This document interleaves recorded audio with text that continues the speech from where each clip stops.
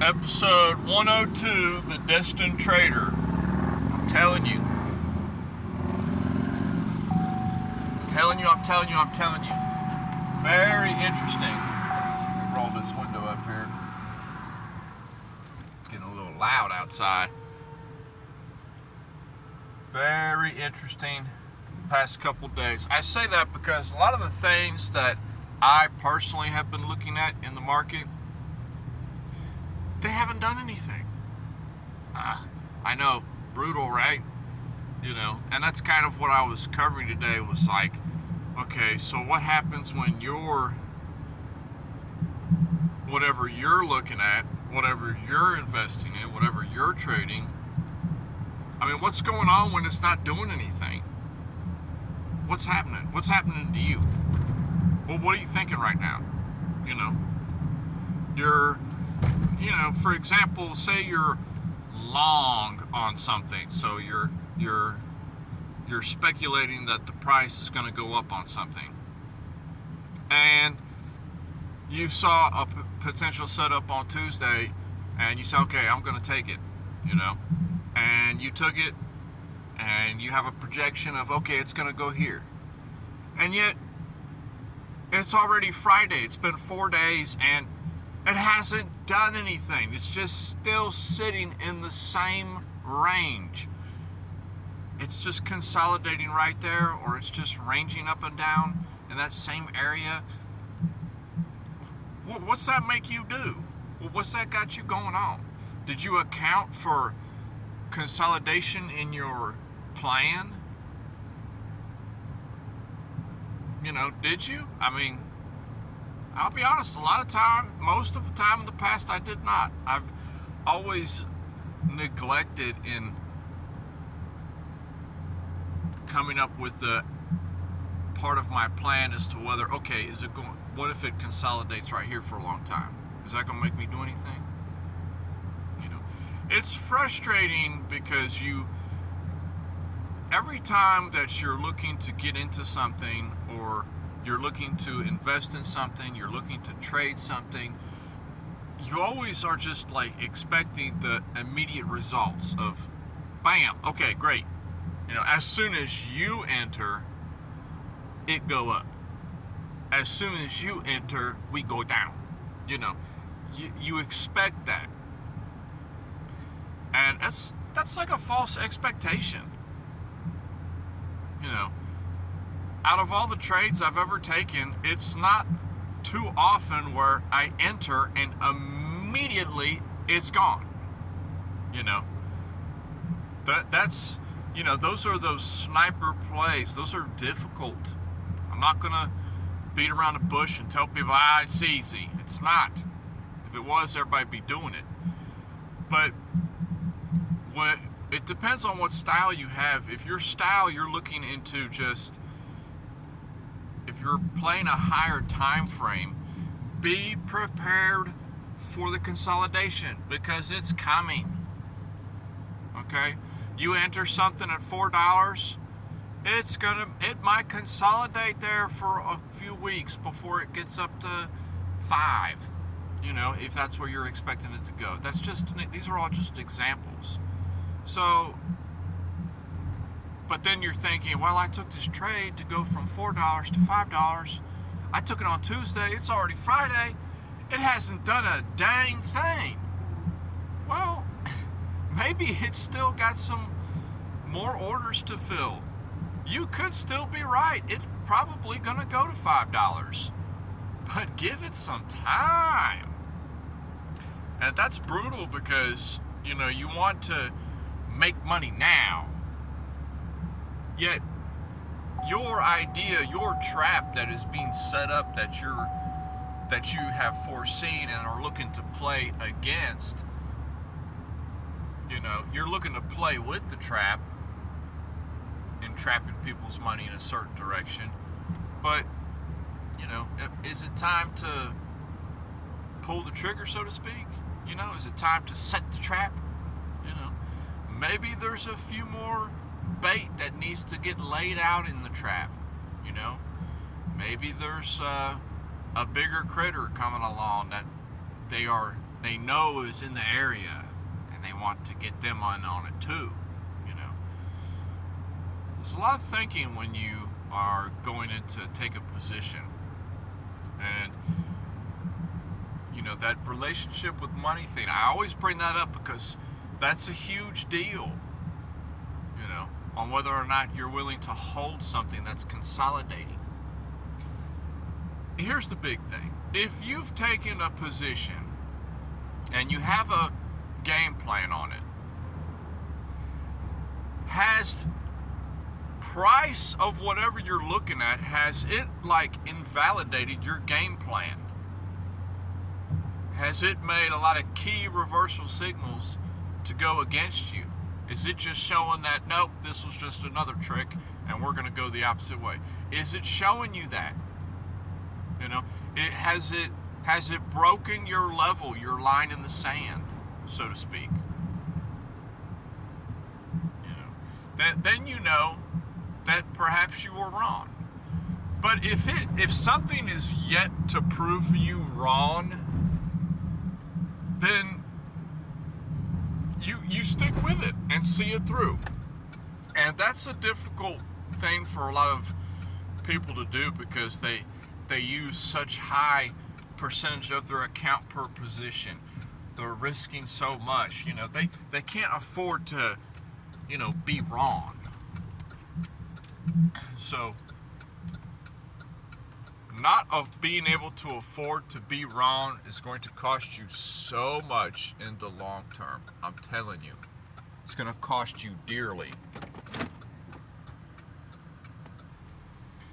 So I guess what I'm trying to say here is like, okay, so your position is not moving whatsoever. Now, why is this camera flashing so bad? Hold on a minute here. Sorry about that. My goodness, that was bright. So, what I'm trying to get my point here is that your position is not moving, and it's got you flustered, so to speak, because, you know, every day you wake up, you log into whatever accounts you use, and you look at everything, and it's the same. And you're like, oh, you know, I want to make money now, you know. Well, that's actually kind of, that could count your blessings, so to speak, you know, because that was my first, you know, that I just said right there. I apologize. I will keep it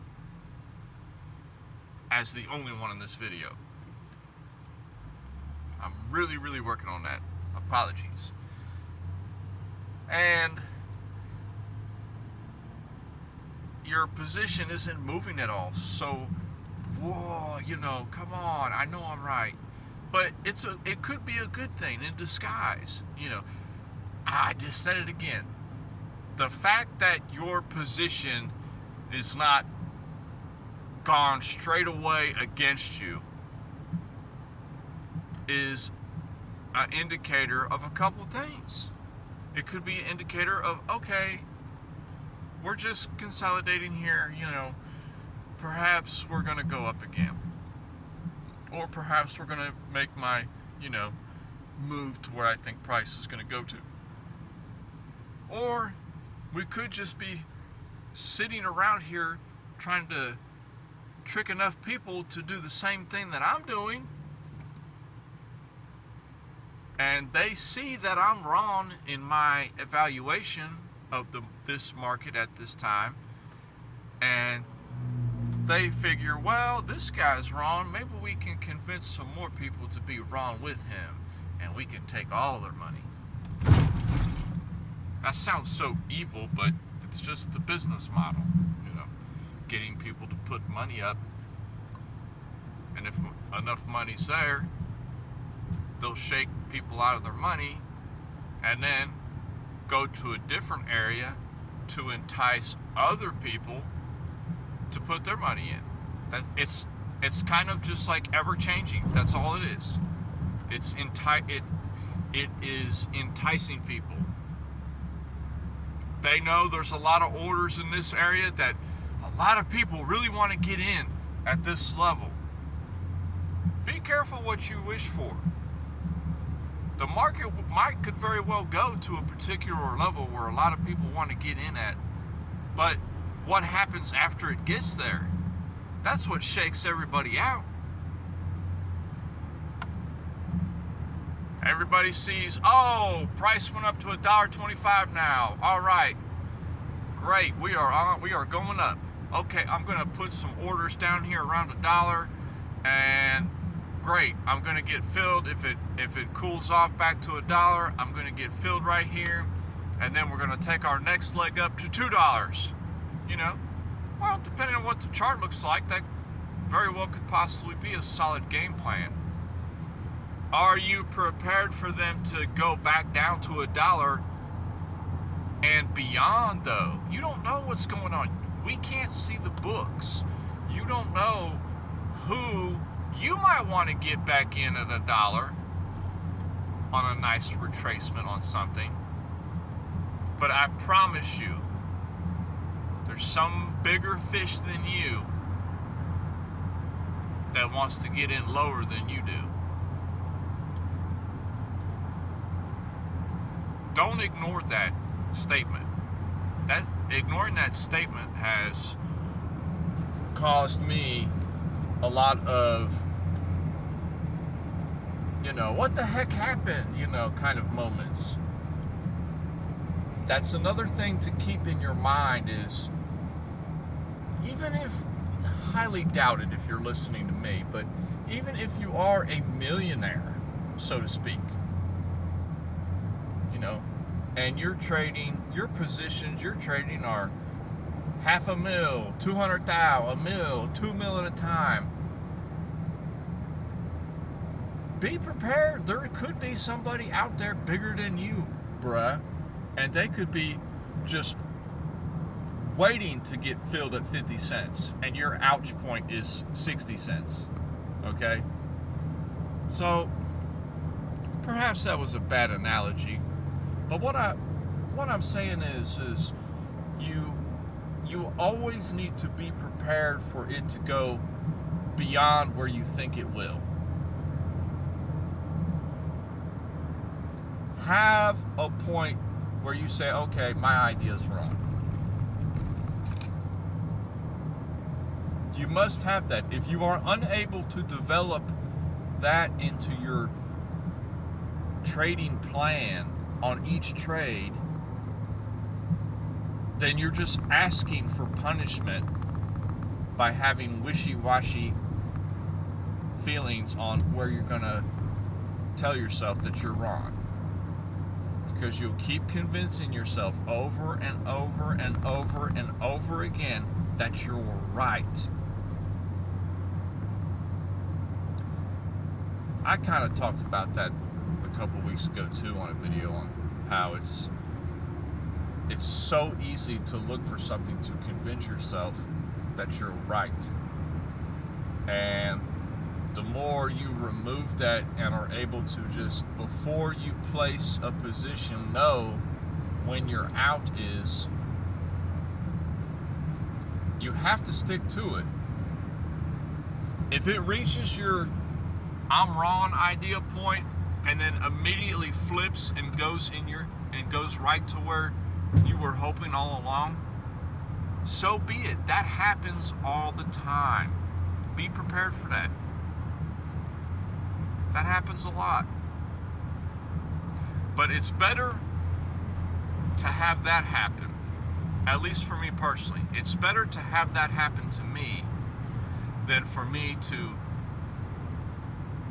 keep my position going and keep finding new reasons to keep it open. New reasons. Oh, it's going to reverse here. Oh, it's okay. Just a little drawdown. Oh, it's okay. It just went to stop everybody out down here. It's going to come right back up to where I entered. I just entered too early. Do you know what I'm saying? These are like the things that you tell yourself when you're in a position. Verify your ouch point before you get in. And stick to it. It will help you a lot, tremendously. I'm telling you. It helps me a lot. It gives me more conviction on my positions too. Because I know that if I'm proved wrong, I'm proved wrong. On to the next idea. That idea was wrong. Put it beside me. Wrong idea. Let's go to the next one. It's difficult to accept being wrong. It's very difficult to accept that. You know, it's like you come in and you think 2 + 2 = 4. Well, you might not know that you're in a different planet at the moment, and 2 + 2 actually = 5 on this planet. So don't keep telling yourself that 2 + 2 = 4. You're in a different playground right now. There's different rules that apply in the markets. It's just like a lot of, man, this is a big subject I was wanting to cover, and perhaps we'll talk over the weekend on it. But you know, it's like people that use indicators, okay? That can be a dangerous route to go with being so reliant on indicators, because it's just another factor to convince you, oh, the RSI is high, I'm right, it's gonna go down. It matters not. I'll tell you right now, it matters not. It matters not if the RSI is to the roof or it's underneath your screen. It matters not. Because if there's money somewhere, the market will take it. And it will just drag that little indicator that you're so reliant on to wherever it wants to go. Be careful on indicators. I'll go into some details on future videos on my personal experience with many different indicators. Dozens of indicators. Oh my goodness. We have gone through the ringer on some of them. But happy Friday. Peace and love. And I will talk to everybody later.